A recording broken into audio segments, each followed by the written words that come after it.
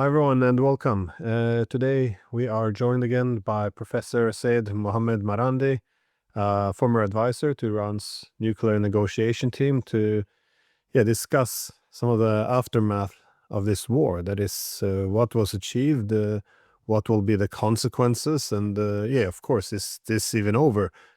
So welcome back to the program. Thank you very much, Glenn. Always a pleasure.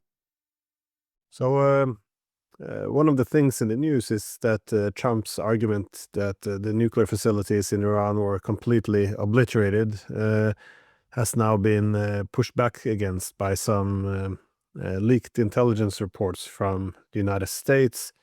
And it does well recognize what the role is of information. That is, the information war is an important part of any war.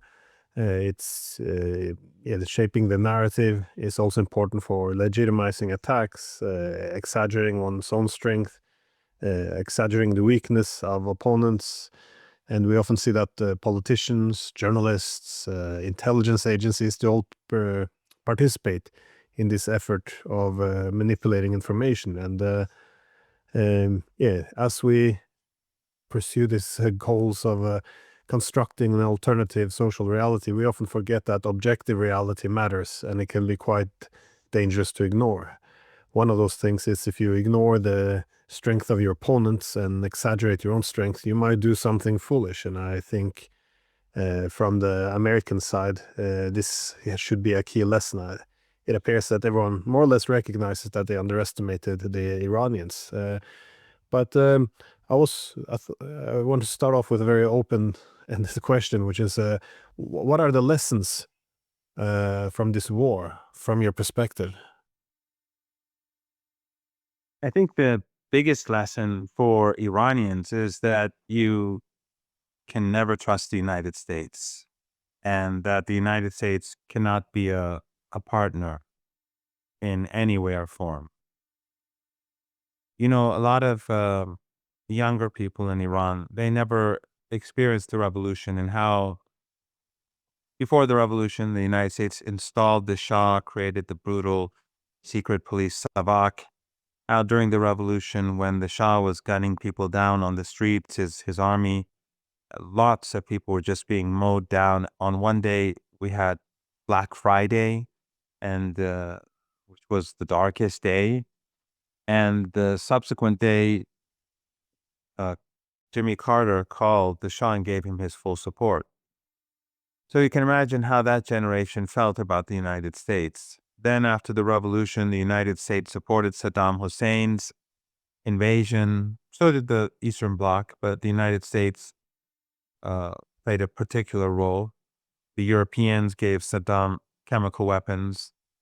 The West gave him military intelligence to use it. So that generation, too, was, of course, very clear-eyed about the reality of the regime in Washington. But since then, although we've had brutal sanctions, which are a war in its own, I've been to Cuba briefly uh, um, a year and a half ago, I suppose, and there's no war, but the sanctions there have really destroyed so much of the country. And in Syria, I used to go, and the brutal sanctions crushed society over a day. Of course, alongside NATO's support for ISIS and Qatar and Turkey and Jordan support for, and Israel, the Israeli regime support for ISIS and Al Qaeda, that too destroyed the country. But the sanctions really brutalized society. So we've had many years of sanctions, and of course, uh, people recognize that. But many young people don't get used to it, and they don't see the significance of those sanctions often because they're brought up with it. So we had and also we had terrorism, where the MEK terror organization, among others, in the 1980s in particular, they slaughtered a lot of Iranians on the streets of Tehran. We would hear car bombs go off as we're going to school or in school or at night at home. So again, the understanding of the real meaning of U.S. imperialism, the U.S. empire, U.S. domination, hegemony was better understood then. And I think that especially now among many younger Iranians, that understanding has been lacking. What the United States and the Israeli regime did was wake these young people up. People saw that we were negotiating. Young people, especially a segment of them who are liberal, who've been used to, or who are used to listening to the Western narratives, the Persian media that's funded by Western intelligence agencies and Western governments. They've had an influence on this segment of society.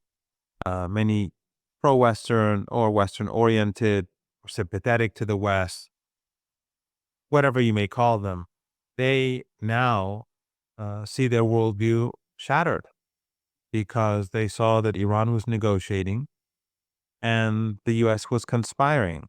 They saw that on the eve of the unprovoked war, Trump was saying he's against war, and then the next day he was gloating. They saw how, and you were talking about narrative building, they saw how suddenly both liberal and conservative in the United States were demonizing Iran day and night. And the media, whether it's Breitbart or the New York Times, whether it's CNN or Fox News, whether it's the BBC or Sky, whether it's The Guardian or The Times, it doesn't matter. They were all suddenly attacking Iran in their own way, using their own language. And it was quite clear that the entire Western establishment was preparing the grounds to attack Iran. You saw journalists suddenly speaking about the evils of Iran and how evil Iranian society is, or how evil the regime is, as they call it, and how easily it can be overthrown. And these young people saw all this.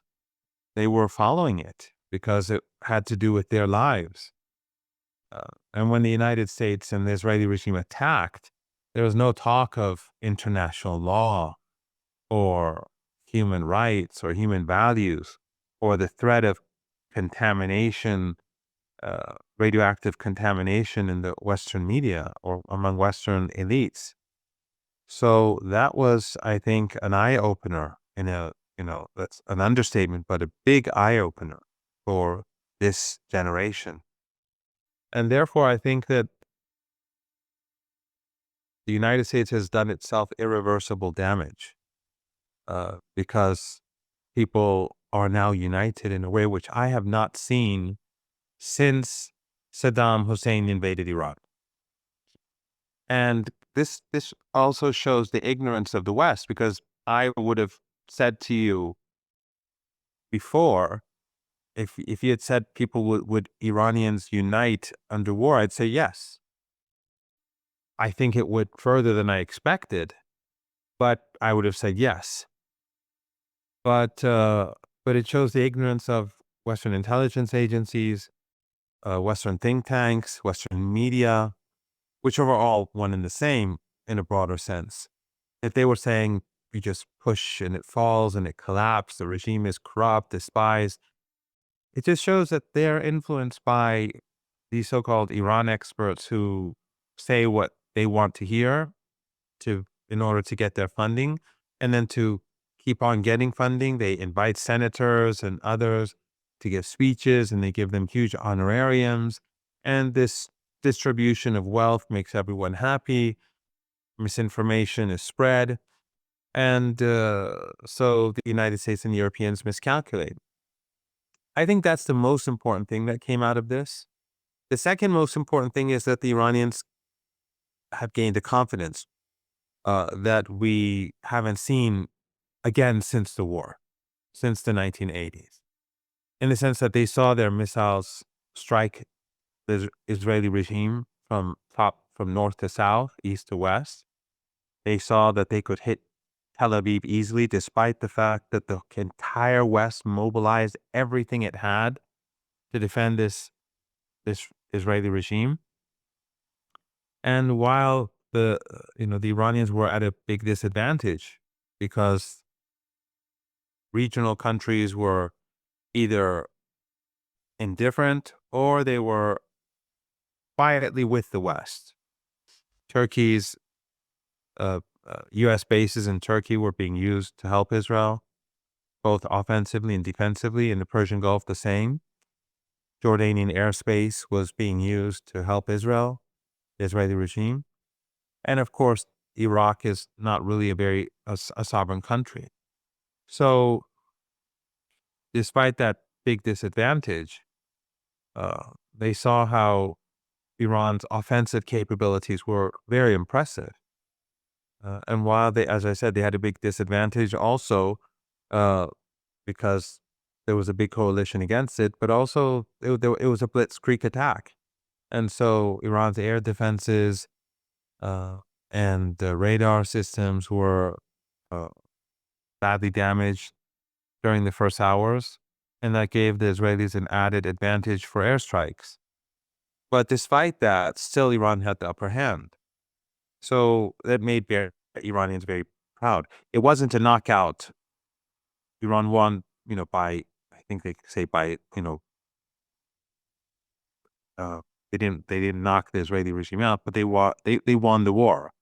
By points. And by points, yes, something like that. Yep, as they say, by points.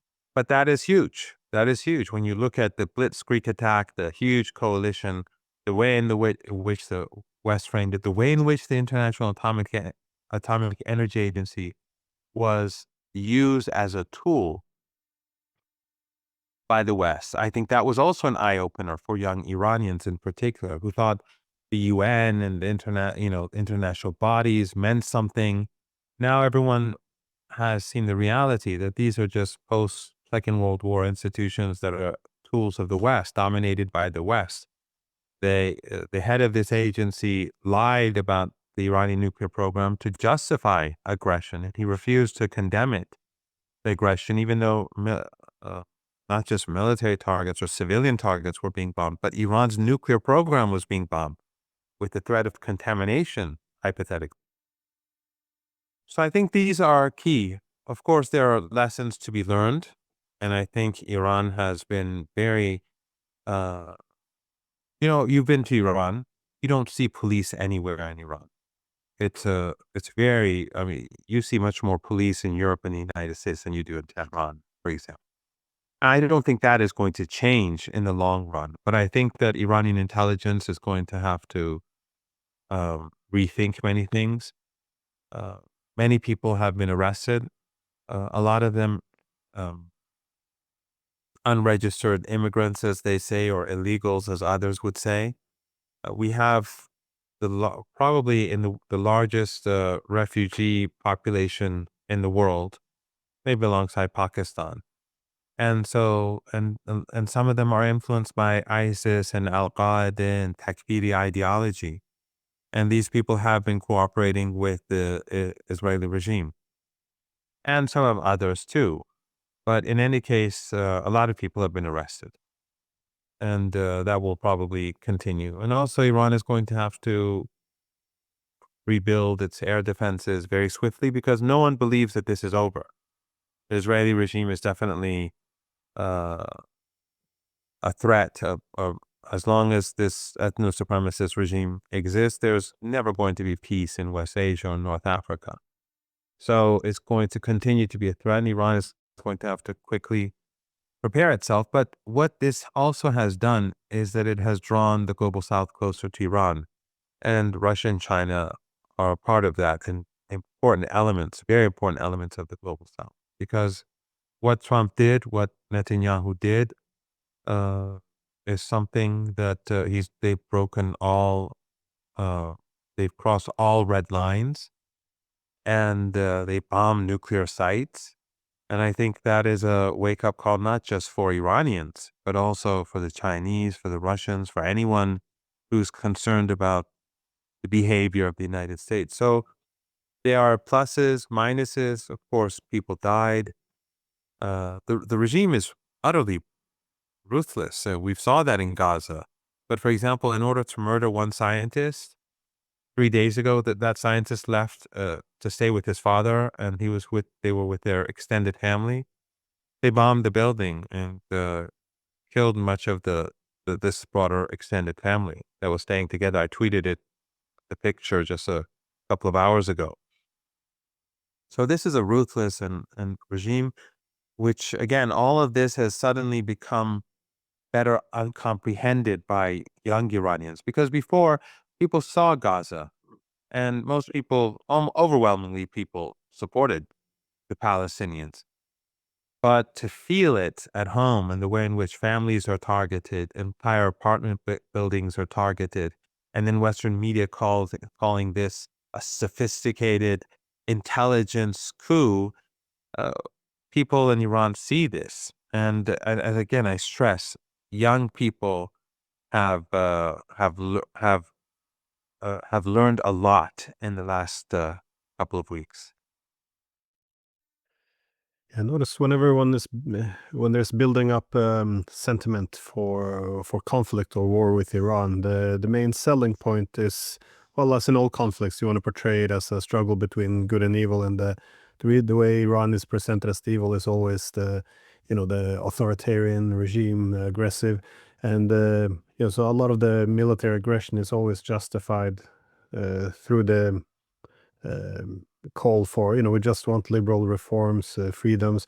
I think what a lot of these people who want liberal reforms through military might, even if you buy into the premise that this is not about power politics, but, caring about liberal reforms, that they become their own worst enemies. As you mentioned, after the toppling of Mossadegh in, was it 53, and the the rule of the Shah, one of the things they really hate in Washington and other places about Iran is that it has this religious political leadership. And one of the reasons, of course, was this is under the brutal dictatorship of the Shah, the mosques were one of the few places where you could actually organize political opposition, where the reach of the Shah was limited. So this is why, the religious leadership gained political power. So, but this is, the people who don't like this should look at what preceded it, supporting the Shah. And I also remember I had some Iranian friends, a bit of dissidents back in 2010-11 in Netherlands, students, and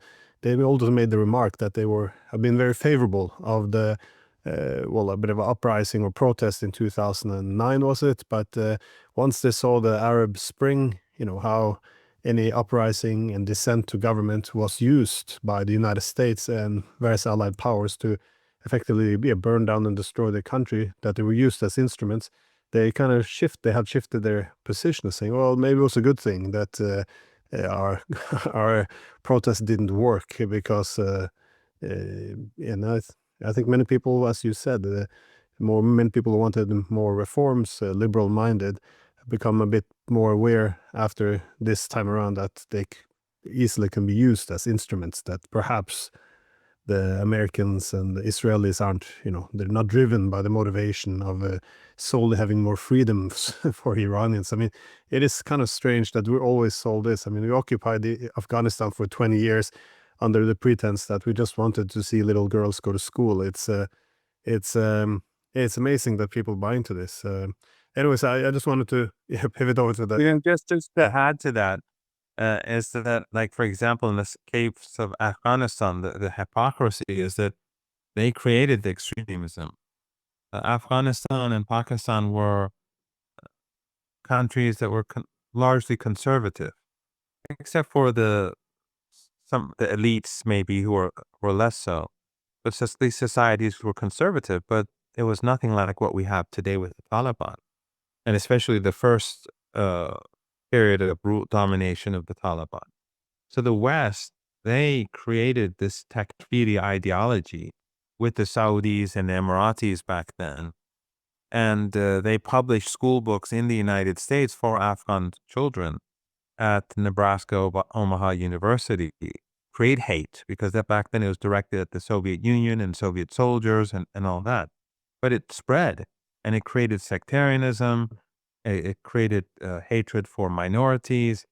And today, the Taliban, regardless of what anyone thinks about them, they don't let girls go to school and to study and to learn, because the United States created that, along with the Saudis and the Emiratis back then, this environment, this ideology, this extremist ideology. It's just like you see in Ukraine. When you promote neo-Nazi thought, when you promote fascist thought, you're going to get fascists.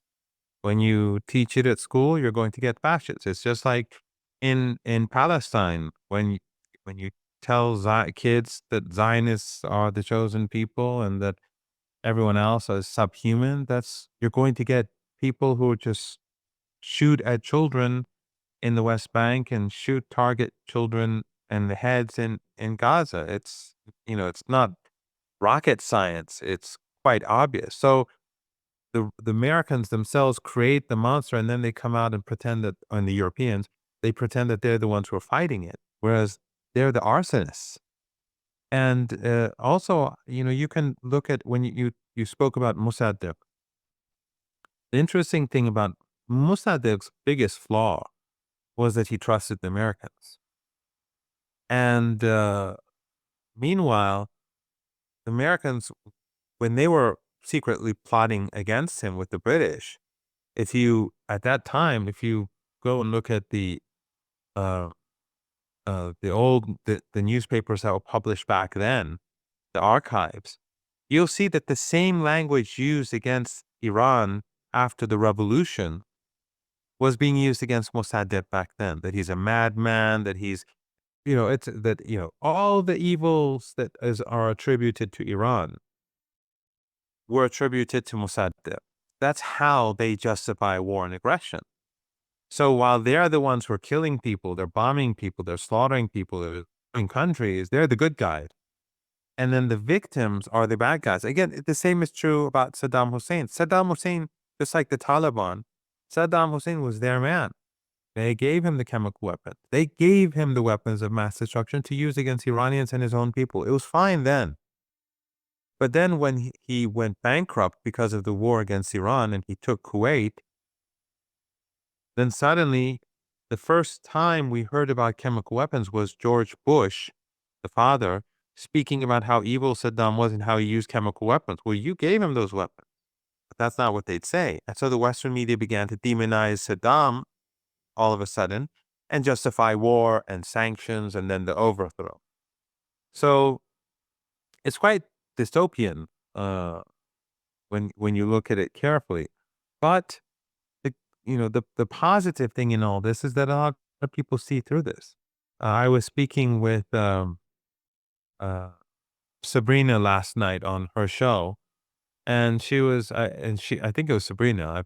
I've been doing so many different programs, and Sabrina was saying that when they were preparing the grounds for this war against Iran, she was worried that all those pro-Palestinian people who were supporting Gaza and against the Holocaust, she was afraid that they would suddenly become pro-war, but that didn't happen.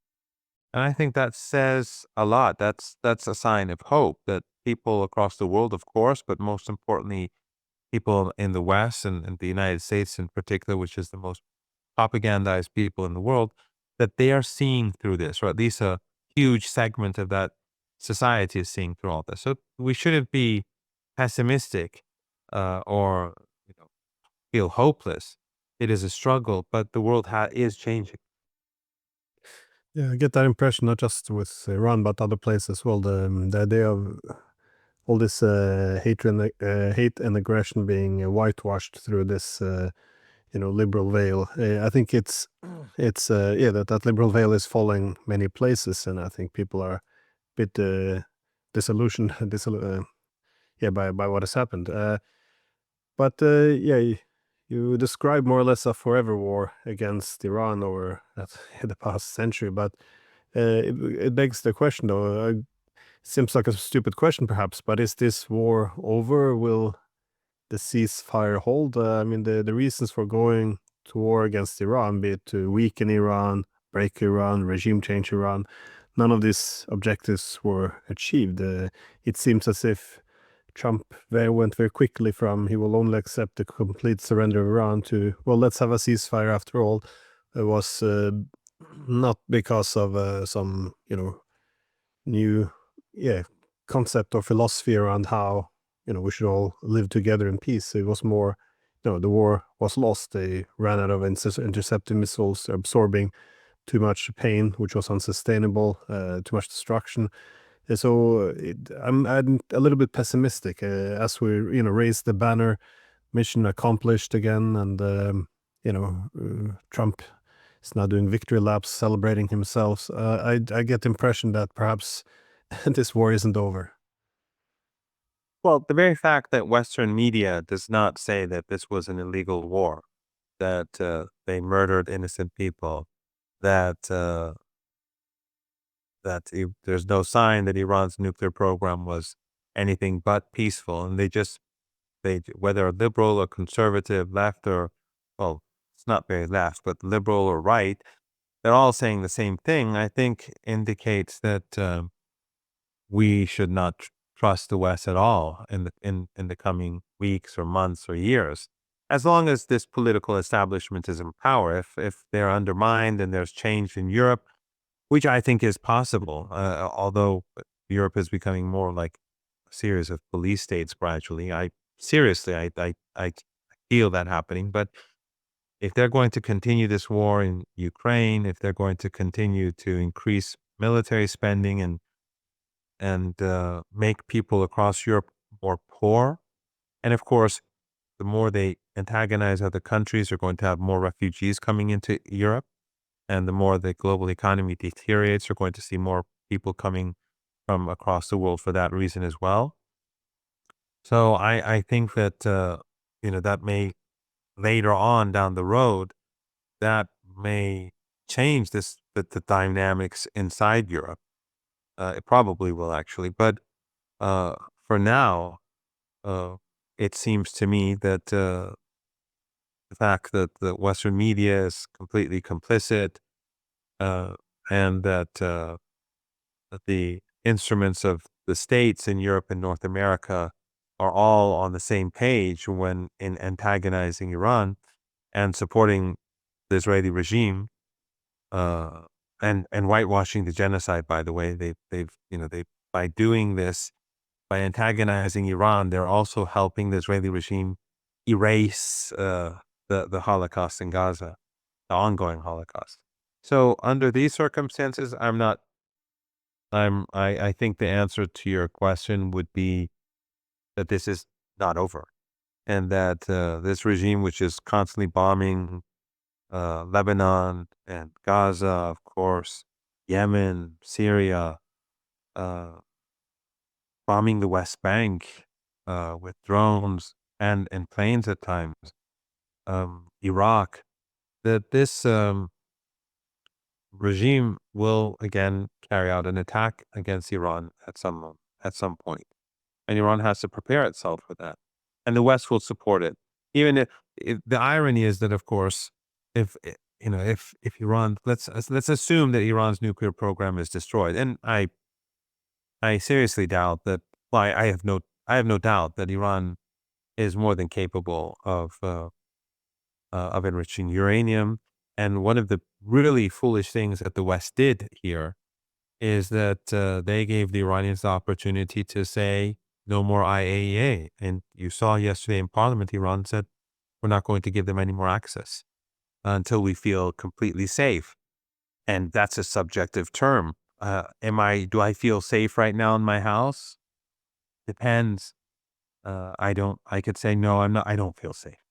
So I could, that's a subjective a feeling. So the United States has been blinded, and so have the Europeans. They've been blinded, and so has the Israeli regime. They won't have access to Iran's nuclear facilities. And of course, Iran has its scientists. Murdering a few scientists is not going to change anything. You have universities, you have professors, you have many scientists working. And also, Iran has an infrastructure. Because of the sanctions, actually, most things are built in Iran. So you have factories across the country that are building the pieces and parts or machines that are used in the nuclear industry, as well as all other industries. So, and of course, the debate about how successful the strikes are, I think that's important. When U.S. intelligence says that it has largely failed, then we have to take that seriously. I'm not making any personal comment because I don't pretend to know what happened there. But I would imagine that Trump and Netanyahu have probably failed. So uh, Iran has its capabilities, yet the IAEA won't know about what it's doing in future. I think that's very important. I think it was a very smart move by the Iranian parliament, both to protect the country and also in future, this will be a very, very, very powerful playing card at any negotiating table. So, um, when we look at how things have played out, uh, it's going to be very difficult for the Israelis and the Americans to justify the next round. Because if the Iranian nuclear program is indeed destroyed, then why are you going to attack Iran again? And of course, the Western media will justify it, and they will find a way to make this. Because remember, when it comes to Iran or when it comes to these evil foreigners, uh, they're all on the same page. If you recall, in 2016, Trump was a Putin puppet. He was, the uh, an agent of Russia. But when he bombed Syria, then suddenly everyone applauded him and said he's finally become president. And of course, back then also, the OPCW was used as a tool to frame Syria. So the OPCW, being the Organization for Chemical Weapons and Biological Weapons, they sent experts to Syria to see if the Syrian government carried out the chemical attacks. And those experts came back and said, no, the evidence doesn't show that they did it. It actually shows that the Turkish and the Jordanians supported Al-Qaeda and extremist forces, that they did it. They sidelined all those technical experts, put in their political appointees, and told them, "You write that the Syrians did it." But Western media wouldn't say anything about it because they're all tools. Mainstream media. So, uh, the same thing happened back then. So when it comes to war, they'll find a reason, they'll justify it. But it will be interesting because if there's supposedly no nuclear program anymore and it's all been destroyed, then what's your justification? The real reason has always been regime change, as they like to call it, because they do not like Iran, because Iran is fiercely independent. It's the only independent country in the region, probably one of the most independent, if not the most independent-minded country in the world, and it supports Palestine, whereas everyone else is either just using rhetoric for their own political advantages, or they're literally on the other side. In the case of Erdogan, for example, he's with Israelis. He's doing trade, business, he's transporting oil, Aliyef in Azerbaijan. You see the Emirates, you see, Jordan, and so on and so forth. So Iran is the only country that is really, without Iran, Hamas with all its heroic resistance, and Islamic Jihad and the others with all their heroic fighting, they wouldn't be able to sustain themselves because Iran is obviously, constantly giving them support uh, to be able to rebuild them and to be able to build up the resistance in Gaza and elsewhere, the access as well. So, and that's why we've had so much sanctions on Iran, so much demonization. It's really all about Iran's worldview. So I think that since regime change has failed, uh, then another war at some point is inevitable. And that's why I think, but Iran has a big advantage in the sense that the weapons that the Israeli regime have used are the best that the Americans have to offer. What the Israeli regime has, and this I think is also significant, and it really shows how impressive Iran's reaction was, despite uh, the blitzkrieg attack and the overwhelming support of the West and its regional proxies. But alongside that, the Israelis had the best weapons that the Americans and the Europeans could provide. the weapons that the Israeli regime has are, incomparable to what Ukraine has. The weapons that they don't give to Ukraine, they give to Israel, and they give them everything they have. So the Iranians know everything about Israel's capabilities now. And of course, the Israelis have been building up this network inside Iran to carry out sabotage, and that is going to be dealt with. So I think Iran will be working on its weaknesses and its vulnerabilities in the coming days, weeks, and months very swiftly, so that in the second round, the Israeli regime doesn't have the advantage in the way it did this time round. So, but I think ultimately, as I said, and I'm sorry for this very long response, that the Israeli regime is an aggressive regime. It doesn't know borders. It considers everyone else as subhuman, and the West supports it no matter what it does. So I think that another round is inevitable.